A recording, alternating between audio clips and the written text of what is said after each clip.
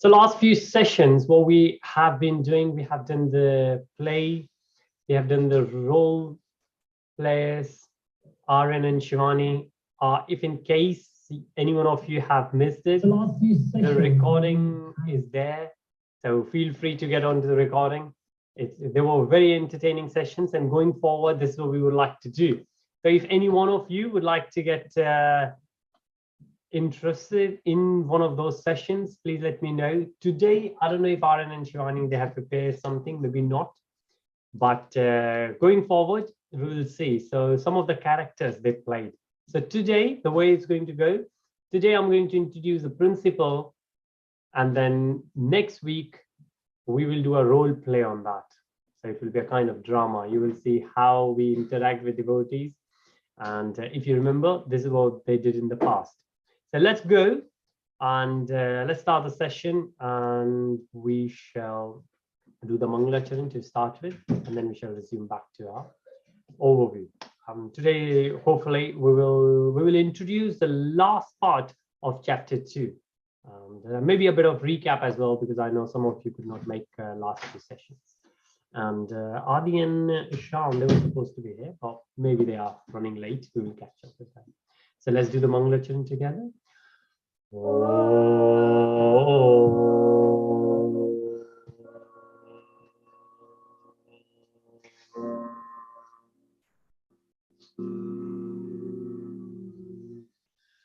Ajnana-timirandasya Jnana-jana-shalakaya Chakshuranmilitam yena Tasmai Shri Guruve Namaha.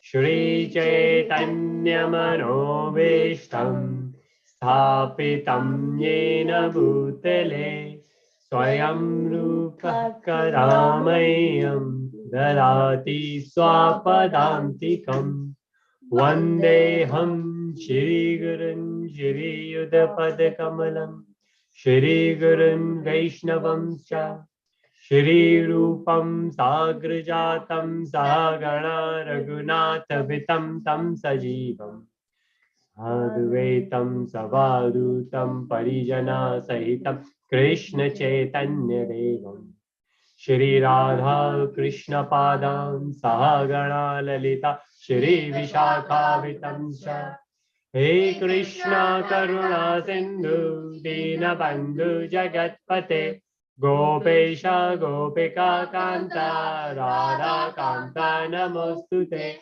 Sapta Kanchan Gaurangi Radhe Vrindavaneshwari Vrishabhanu Sute Devi Pranamami Hari Priye Vanchakalpatarubhyascha Kirpa Sindhubhya eva cha Patitanam Pavanebhyo Vaishnavebhyo Namo Namaha.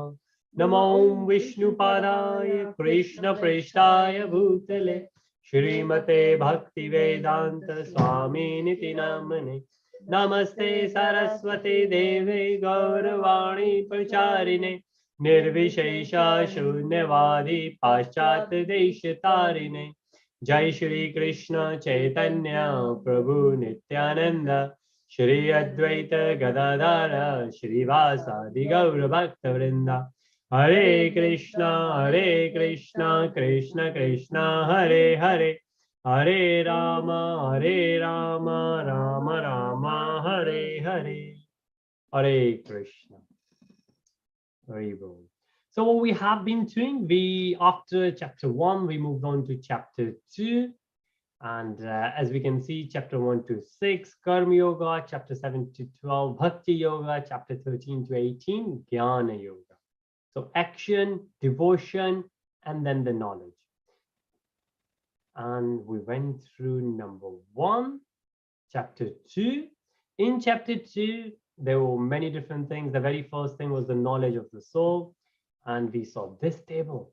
And in this table, we can see that all the characters of the soul been given in one table from verses 12 to 30.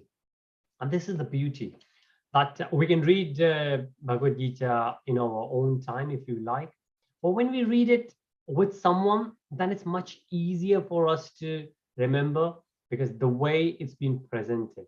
So this slide I have introduced, another senior devotee, he has put this together. So all glories to him, all gratitude towards him. He has worked hard to put all these together for us. And it's hard for us if we will just try to remember and understand without these slides. We can still do it, but it's a long and winded process. But with these slides, it's much easier. So this is one of those very first thing we did, and then we discussed. So some of you asked the question, then how could be that the soul is unborn? Why do we say soul is unborn? What it says in verse. So when we say 2021, that's chapter 2, verse 20 and 21st. And that's where it says, so Krishna says that there was no time. So it never, there was no time when you were not born, and there would not be a time when you would not be exist. So you will cease to exist. So you were there and you will always be there, which means you are eternal. And of course, we are eternal because we are part and parcel of Krishna. But then it says we die. Then how come we could be eternal? Because when we say we, for us, we means this body. But when Krishna said we, or Krishna said to Arjun, you, Krishna meant the soul. And that's the difference between the body and soul. So that's the very first thing we learned in chapter 2, and what we call Atma-Gyan, the knowledge of the soul. Then moving forward, very important thing. And on this, Arun and Shivani did some drama, some play, some of them, few of them, I think, and they loved doing it, they enjoyed it, and they were very impactful because we could remember, I can remember the kind of conversation we were having together.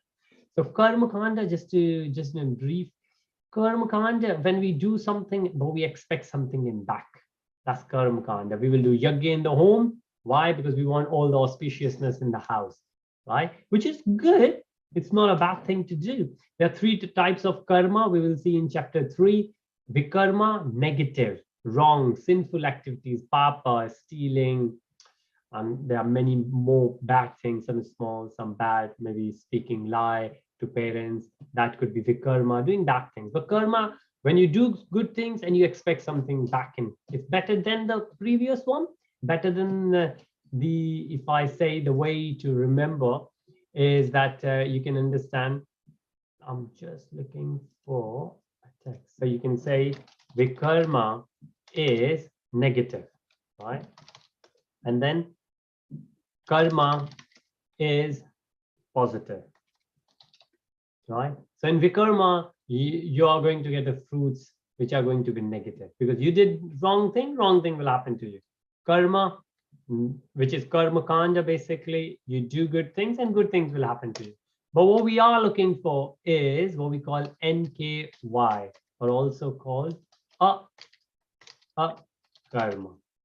right? So where it's not that we don't do karma, we do karma, but there is nothing which comes back. Now it might be interesting to think, how come when you will do something, something will come back, or it won't. Consider this as the ball, right? You have a ball, and then you will throw the ball on the wall, for example, on the wall, concrete wall.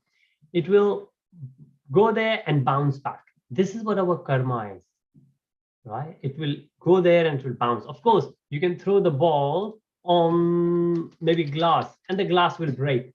Negative, wrong thing happened. But if you will throw on the wall, you will get the ball back, right? But imagine the ball you are going to throw is made up of iron, and you are throwing that ball on a magnet wall, right? That ball will not come back. That ball will stick. That ball will stick to the wall. And that's what we say is there's no return back. And this is what we are looking for. No positive, no negative. We won't like to do Nishkama Karma Yoga. And the example is where mothers, they serve their children, right? Or maybe children, they will say that, okay, we would like to serve our parents. That's what we call Nishkam Karma Yoga. When we serve each other, We help each other, but we don't have anything in return. We might get it, but we don't expect anything in return. And that's also called Karma Yoga. That's what we call here Karma Yoga. So Karma Kanda, basically we do something and we expect something in back. Karma Yoga, where we don't get anything back, right? Then we have Jnana Yoga, and the last 6 chapters of Bhagavad-Gītā, they belong to Jnana. Jnana is knowledge. And then we have Ashtanga Yoga, chapter 6 is on that. And then we have Bhakti Yoga, which starts from chapter 7 and it will go until 12, right? So see how easy it is to remember Bhagavad-Gītā. You can remember so easily. You divide into 3 and then you know where you are. So if you have to remember the first 6, then it's very easy. First one is this, the background, the observing the army. Second one, what we are doing now is the summary. Third one, karma. 4th one, jnana, transcendental knowledge. 5th one is the combination of 3rd and 4th. So karma and jnana, which is karma jnana. That's 5th. And the 6th one is Ashtanga Yoga. First 6 chapters done. Then after that, when we'll get to it, we will see Bhakti Yoga 6 chapters and Jnana Yoga 6 chapters. This way, if we remember, not only that we will remember, what's the purpose of remembering? So we can utilize it in our sadhana. Right? So after that, so we went into detail. We discussed many of them. And after that, we have discussed all that in the past. If any one of you have any questions, please let me know. So this is Sankhya. We will do a bit more in chapter 6. NKY we will do again in chapter 3. NKY based on Jnana Bhakti. Srila Prabhupada ji explained it so nicely from his purpose. So Buddhi Yoga, Nishkam Karma Yoga, which is Karma Yoga, is also considered as Buddhi Yoga. Again, chapter 3 is going to summarize this. And this is another very beautiful verse, 247. And perform your duty, equipose. Equipose means that you don't expect positive, you don't expect negative. This is called, we get rid of dualities. Duality is happiness and sadness. If you get happy, you will also get sad. But if you are blissful, so remember the difference between happiness and blissful. So happiness is which is dependent on external things. From outside, you get something and then you get happy. If getting something you get happy, then definitely when that thing will leave you, or you will leave that thing or person, you will get unhappy. But when you get blissful, that bliss comes from inside. When you realize the true nature of your soul, which is Satta Chitta Ananda, eternal conscious bliss, right? Then doesn't really matter what's coming from outside. And that's what we are aiming for. Everything else will remain the same if you think about it, right? The world will be the same. It's like when we are in the boat is this body, and we are the person sitting in the boat is the soul, and the water is the material world. We need material world, otherwise the boat will not move. But the water of the material world should not come in the boat, which means everything which is going around us should not come. Basically, of course, if it's a devotion, that's a spiritual thing. We can gather as much as devotion we want. Bhakti, we will discuss more on bhakti later, but that's the difference, right? What we are looking for. So then the next section in chapter 2, where Arjun said, so remember the first section in chapter 2 was the knowledge of the soul. The second section, the 5 different things that we have just seen, Karma Kanda, Karma Yoga, Jnana, and then Ashtanga Yoga and Bhakti Yoga. We have seen those 5. After that, right, we are moving towards the end. And this is what we discussed last session, where Arjun says to Krishna, so Krishna, the one who gets into Bhakti Yoga, the ones who gets into Nishkam Yoga, Karma Yoga, the one who is enlightened, what are his symptoms, right? And how does he speak? So see, Arjun is asking these kind of questions. And when we see people around us, we should also think about it. Saying, so in verses 56, 57, Arjun is asking, how does that person speak? how does that person sit? Not physically how that person sits, but mentally, where that person's mind is, where that person is consciousness is, and then how that person engage. Again, engage means where the consciousness is going, right? And that's what we are looking for. And then what that person does, and Krishna explains everything. But then Krishna says that person works as lead by example. That person leads by example. I say everyone follow. And Krishna says himself as well, even though I don't need to work in this world, but still when I come, I work. Why? So others will get inspired and motivated from us. So this is what we have seen. This is where Aryan and Shivani, they acted before and after, where before they became the devotees, I had a call with them, pretend call on Zoom, and they came up and their priorities were very different. But then then we pretend that they started going to the temple, after visiting the temples, after getting in touch with devotees, how their life changed, how the kind of language they used changed, how the way they dressed changed, but more important than that, how their consciousness changed, right? And that's the most important thing, the consciousness what we are looking for. So we have done all that. And this bit is where we are right at the end. So this is what we are going to discuss today. And maybe next time I will request Aryan and Shivani to do a quick play on this. So just like we did it before. And if any one of you, like Adi was interested as well, Adi said he would like to do it. He would like to take part. And I said, okay, I will send him the lines, which you can read. And if you haven't already witnessed, then maybe next week you can witness how Aryan and Shivani will do the play. And if any one of you would like to do that, would be great. But let's say what happens here. So what Arjun asked and what Krishna explained. Arjun asked the symptoms. Oh, that person who is enlightened, that person who is in Nishkam Karma Yoga, that person who doesn't expect anything in back. How does that person speak, walk, and talk, and sit, and live his life? And now what Arjun is asking, well, what happens to those who don't live by these principles, right? So who are doing either vikarma, which is negative, papa, sin, or those who expect something good and they do the good karma. And then the result, if you see the title of this slide, result when the senses are not under control. So what we need to do, we need to know everything starts from the senses. If you think about, and this is a very subtle observation.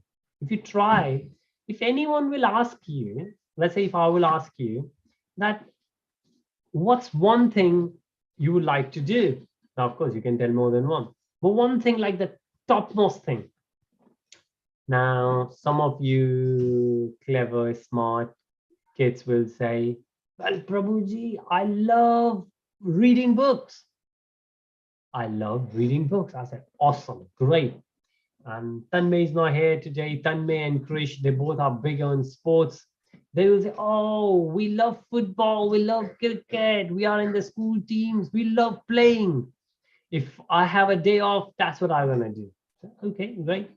Adi is not here, and Aryan is here. So these two, they love playing chess. And Rohan is not here. Rohan loves playing chess as well. Sometimes Adi, Rohan, Aryan, they play chess together. So these kids will say, oh, if you give me the chance, the whole day I will play chess. I say, okay, great.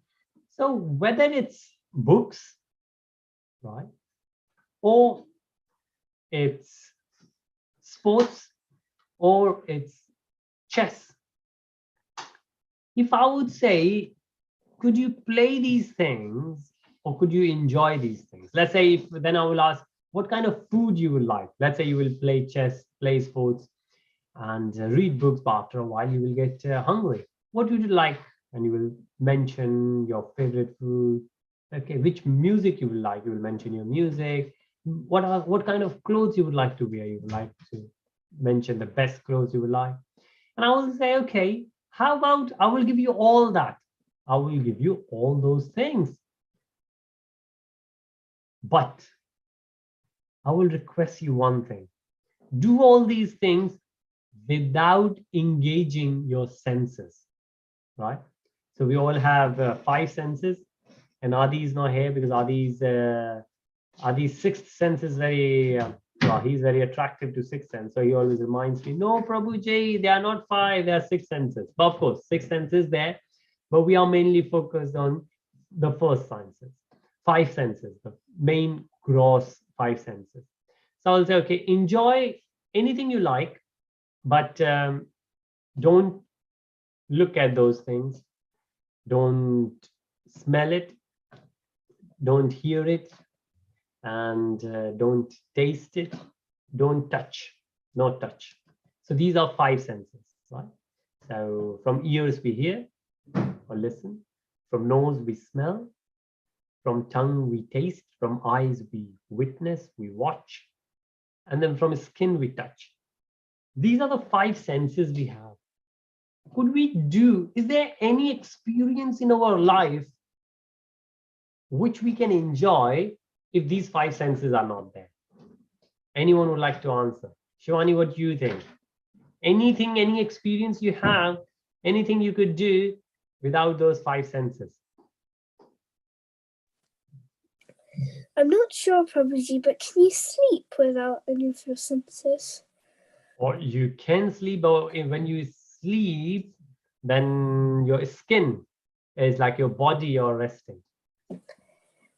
I suppose you like breathe when you sleep, so Breathing. I don't think that you can't do anything without your senses. Thank you so much. Yes. So that's the thing. If you think about it, without our senses, we cannot experience anything in our life. So any experience we have, good or bad, it's based on our senses. Right? Now, what Krishna is explaining, and these are the verses from 62, 63, and then we will go further. If we understand this, then this will do the job for us. This one slide could be considered as one of the most important slides in the Bhagavad-Gītā, because this will give us that foundation on which we will only go higher and higher and enhance our Krishna consciousness. And this will help us everywhere, not only spiritual and material as well. How? Let's think about it. So anything, so again, anything we enjoy and any bad habits we have, they are based on these senses also. How? Let's say a lot of people make mistakes. Now we are going to see how and why people make mistakes. And then people also get angry. Why people get angry? And next time, if you see anyone angry, whether you get angry, your siblings, your brothers, sisters get angry, your parents get angry, your friends get angry, your teachers get angry, think of this cycle, right? Think of this cycle. And let's discuss this cycle now, because this is very important. So the very first step is this. By contemplating the objects of senses. What does that mean? Very important. Object of senses. Now, we have discussed what the senses are, right? So from eyes, we watch. Now, what do we watch? That thing or that person is the object of the sense, right? The thing we watch, for example, there's a beautiful painting. That painting is the object, a sense object for my eyes. That painting is not a sense object for my ears. That painting is not a sense object for my nose. Does that make sense? Think about it. It's very subtle.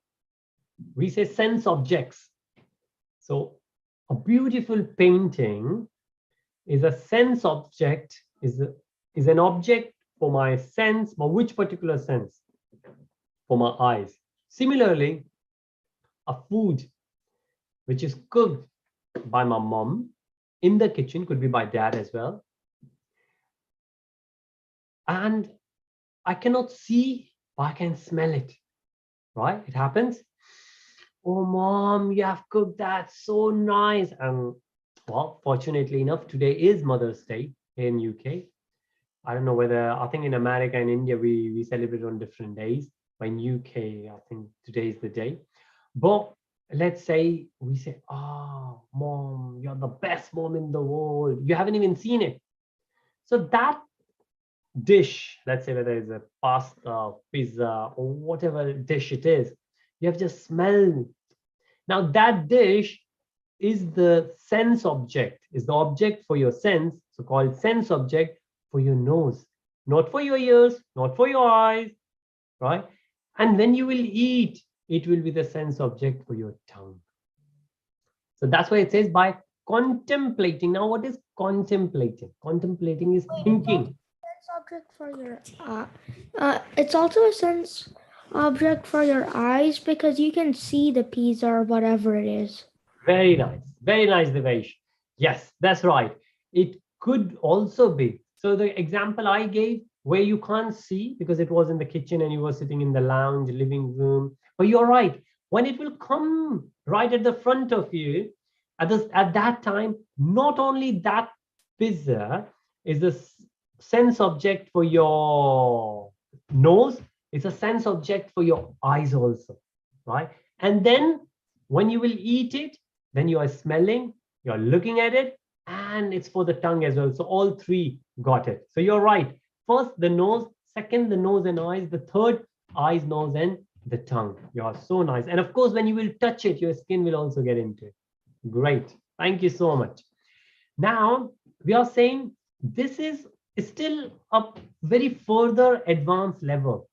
Now, what we are talking about is that contemplating, which is, now what do we say? In our tongue or on our tongue, we have the taste buds, right? A lot of time, and you might have experienced this, when you just think about it. So when I just said that your mom is going to make your favorite dish, she hasn't made it, but still just by thinking,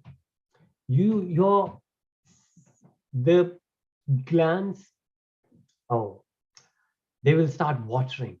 So now I'm thinking, well, I don't have a favorite dish as such, but if you will think of your favorite dish, maybe chocolate, ice cream, pizza, pasta, whatever it is, then you will see just by thinking, you will get attached to it, right? Now, the very first thing is thinking, contemplating. And I'll tell you, it's such an important task. We will come back to that point. But that's the first thing, that very first thing what we do is we contemplate on it. We think about it, right? That thing is not there, but we contemplate it. When we contemplate it, then we get attached, right? For example, a movie has come out. The movie's name, now it's old movie. Well, actually, there was a new movie as well. Was it Spider-Man? Yeah, Spider-Man movie came out. And I don't know what was the name of it, the new latest one. But the Spider-Man movie came out, and we have seen the trailer, let's say. I don't know if I'm spelling it right. We got the trailer, what we call marketing and advertising. Okay, it's going on there.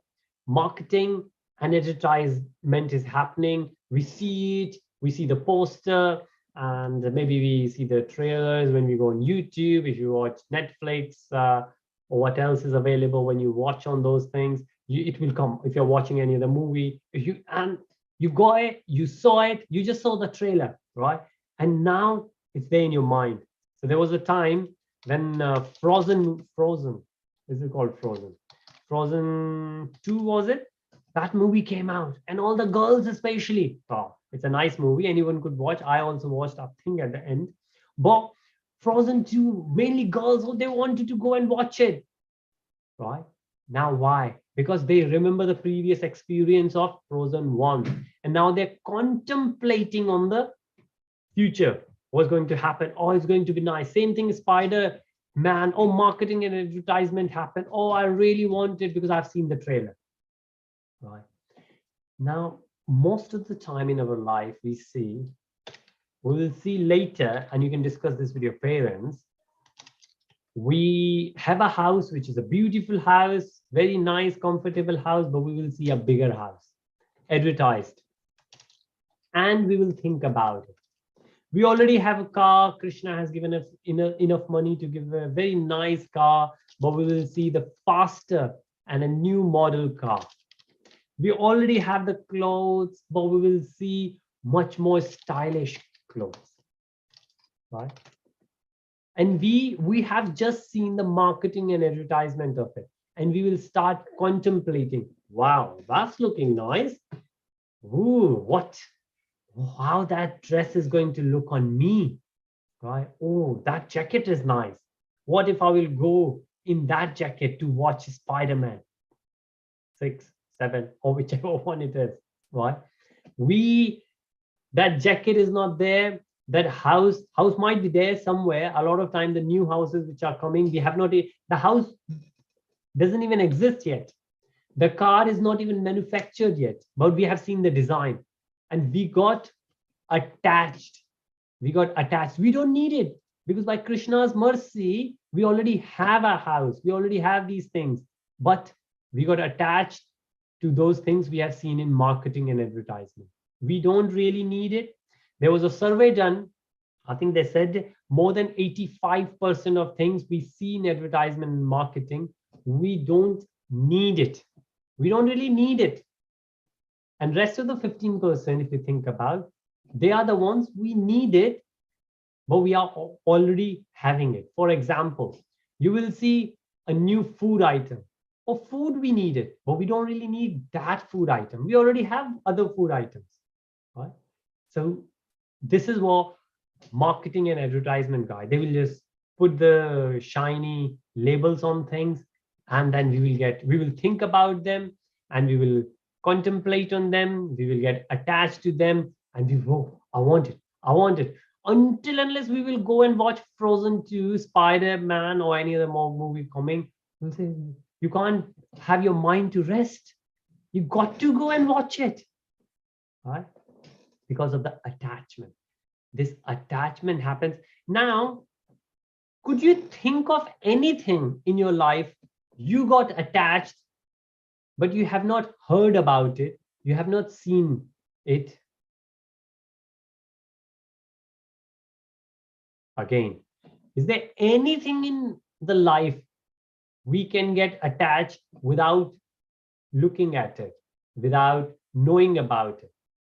Only when somebody told us, and who most of the time the marketing and advertisement guys, they tell us by the trailers, by digital. Well, these days a lot of digitalization happening, but a lot of ads, they come. You are playing one video game, you're quite happy and satisfied, but another video game, quick, smart trailer will come. Oh wow, that's nice, let's go and try that. That's it, you got hooked up, you got attached to it. So attachment only happens to those things which we have seen. Let's say there was a father, for example, if you think about Kunti Maharani, right? She gave birth to very first son, Karna, and she was not married. She got it by mistake from demigod's son. Son came and son said, well, I'm here, I will give you son, I can't go without giving anything. So here we go.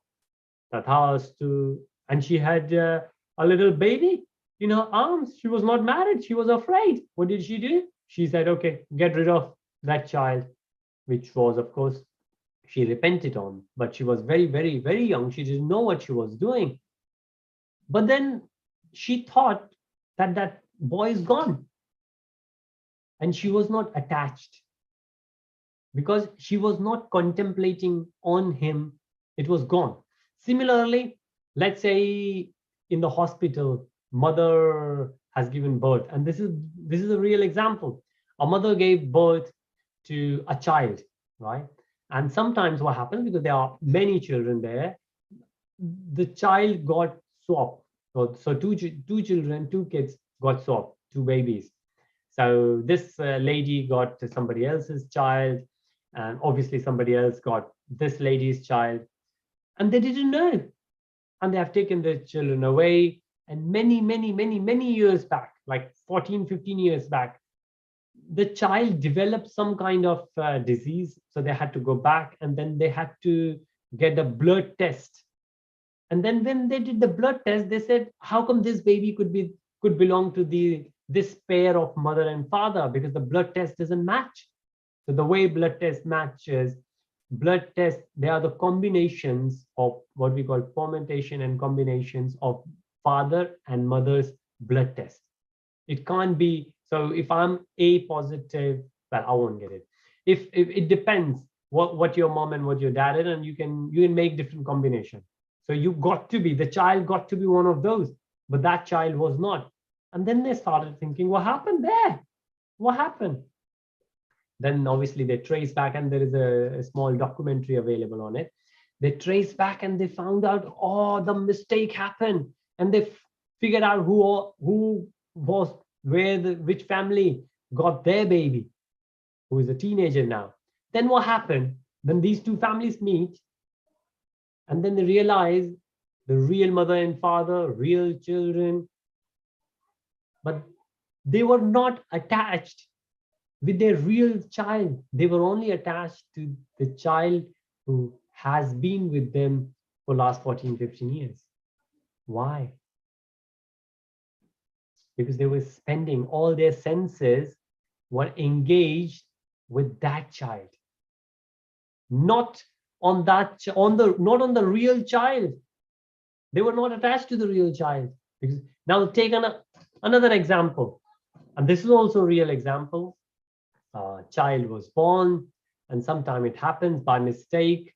They swapped it this time, and they said, oh, your baby was the baby, what we call it, still baby. So the baby was born, but baby didn't survive.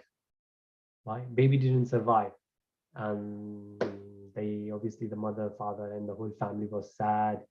Then they just went home.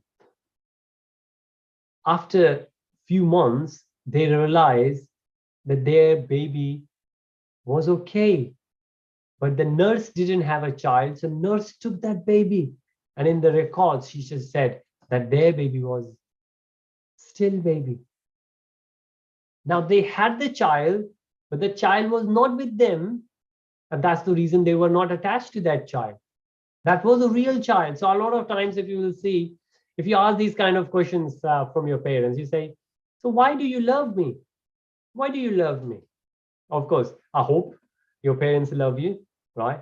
Parents will say, oh, because you're my child. Yeah, right. But the example I've just given to you, that child was, like Karan was the child of Kunti, but Kunti had forgotten about Karan. And the other examples I've given, the real child has gone to a different family. So it's no, we don't love someone because that person is our child or that person is our parents. We love someone because we are attached to them. And how are we attached? Because we have experienced our lives with them through our senses. Through our senses. Now, why do we need to understand? This is what Bhagavad-Gītā is explaining, right? This is what Krishna is explaining to Arjuna. So it's important. And it's so important because if we understand these, we will understand how we attach to things. Because if you think about why do we get sorrow? Why do we get unhappy? Because of two reasons. Only two major reasons. One, either we get something which we don't want, like bad marks or bad scores in football, for example. We got something we didn't want. Maybe we got an injury. We didn't want it. Maybe we got a play date with a friend we didn't want. Maybe in the school, teacher asked us to sit with someone we didn't want. We got something we didn't want. Some people, they don't like their noses. Some people don't like their eyebrows and all those things. People got something which they don't like. Other example, so this is first category. The other example, they have not got what they like. So the first one, they got something which they don't like. The other example, they like something, but they haven't got it, right? So either you have something you don't like it, or you don't have what you like. And there's a very nice monk, and he's a very funny monk. And he says, if we swap these two, if we like what we have, and if we don't desire what we don't have, instantaneously we will become happy. If we like what we have, this nose Krishna has given to me. Thank you, Krishna. You have given me a very nice nose, because there are so many people in the world that they got problems in their noses. You know how many people are there with broken noses? The noses, they don't work, or ears, eyes. Thank you. You have given me a working nose. Maybe it doesn't look nice. Well, I'm not saying for myself. My nose, of course, looks nice. But people do think about it, right? People do so many different things. And I'm just giving the example. Some people don't like their height. Some people say, oh, I'm too tall, I'm too short, or I'm not very massive in the build. Or some people say, oh, I'm massive in the build, right? If we swap these two, if we like what we have, if we don't desire what we don't have, oh, I want that, that desire never ends, never ever. And because that desire never ends, our unhappiness will never end, right? So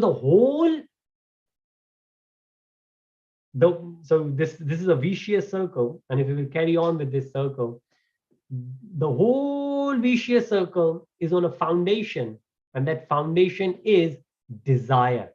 And that desire is based on attachment. We only desire those things we are attached to. And why are we attached to someone? Because we are contemplating on that. Why are we contemplating on that? Because our senses got engaged, right? Imagine that, like we have discussed, let's say the trailer is coming, right? Trailer is there of Spider-Man or Frozen or any other movie you think of. Trailer is there. You have closed. I'm not saying do that, but imagine you have closed your eyes and you have closed your ears. You will not get attached to it. You will not get attached to it, will you? Through senses we experience. Once we have seen it, now I want more. I want more. You might have seen a new toy. Come on. Like there's a new, well, not a new toy. It's been there. I think it's called Go, G-O. It's like Chinese checkers. So it's good to have, but we should not reach the level. If we don't have, we lose our happiness. Now, time is running. So to finish that off, now think about it. So to complete this vicious circle, we contemplate on it. We contemplate, we think about it, we get attached to it. We get attached to it, and this could be a relationship between parents and kids. This could be a relationship between husband and wife. This could be a relationship between someone's house, car, clothes, a child's relationship with the toys, a child or anyone's relationship with the favorite movie or Harry Potter series or anything. The attachment is there because we are thinking about it. If the attachment is there, that attachment will lead us to lust. What is lust? It's a kind of desire. What is desire? Desire is I want it. I want it. How much? More, more, more. There are two types of desires. Quality, I want a better quality. I have house, but I want an expensive house. I want bigger. Quality or quantity. Either I want better quality or I want more of that. If we have attachment to it, we get to desire. If we have desire, then not all the desires are going to get fulfilled. Even if you are the prime minister, the most wealthiest and powerful person on the planet, there will always be some desires unfulfilled. Now, those unfulfilled, unsatisfied desires will lead us to anger.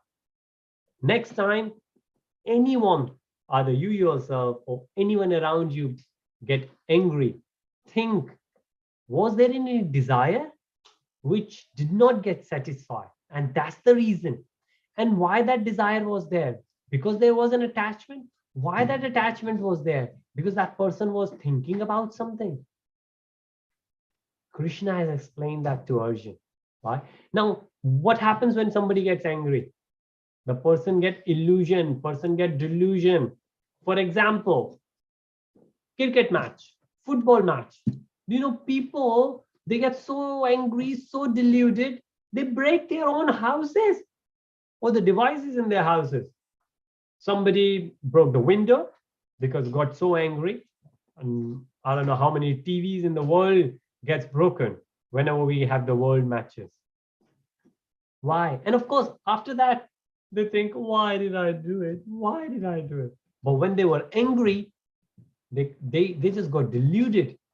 They could not think right. That's what delusion happens when we, that's why in anger, and when we are angry, we do all those sort of things. And when delusion happens, basically bewilderment of memory. We forget. We just forget.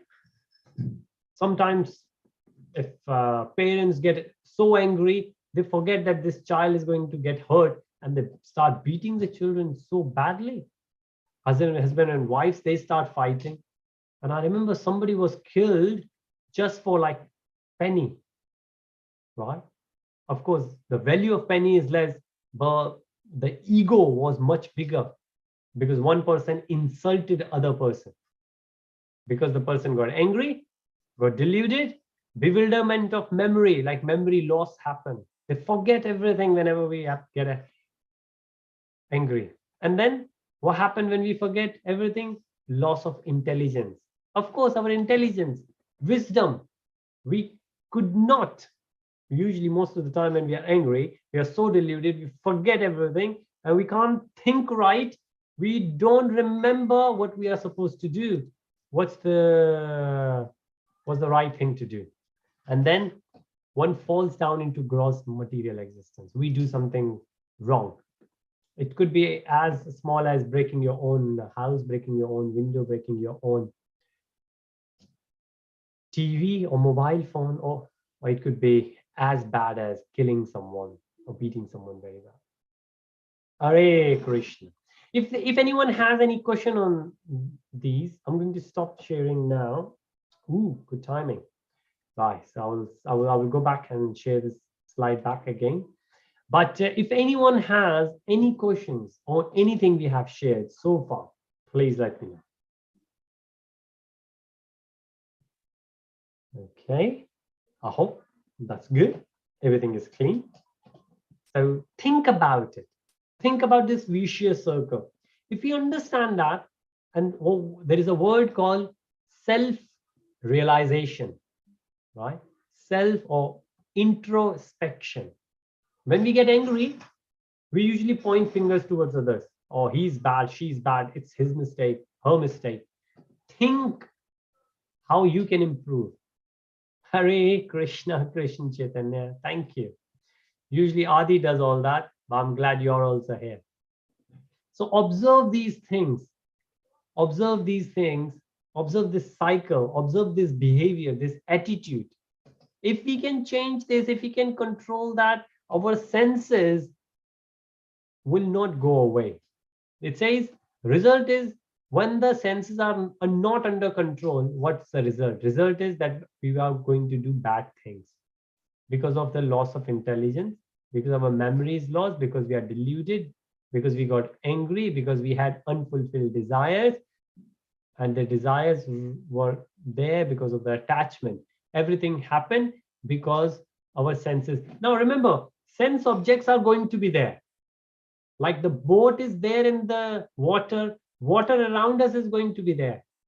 So the sense objects we cannot take away. Of course, if we could control how many, like if you will just keep watching the TV, then all the sense objects keep coming. We can always regulate it, but we cannot 100% eliminate it, right? So sense objects we cannot control, but senses, because sense objects are external, they're outside. Anyone could control them. They are most of the time out of our control. But senses belong to our body, and we can control those senses, right? So let's try that. Let's try that. And next week, hopefully, we will have a play. And so Aryan and Shivani, I will request, I will put together something like a script, and we will see that. And we'll try to understand this by an example or few examples. But meanwhile, throughout the week, try these things, contemplate on how this works, think about it, ask different questions within yourself, with your friends, with your parents. And this is Bhagavad-Gītā, chapter 2, verse 62 and 63. Read it and try to understand, and we will discuss a lot more. Hare Krishna. Hare Krishna. Krishna Chaitanya. Hare Krishna, Prabhuji. Hare Krishna, Devesh and Devika. All the blessings for you. Thank you for your presence. Hare Krishna. Thank you. Take good care of yourself. Look forward to see you next week.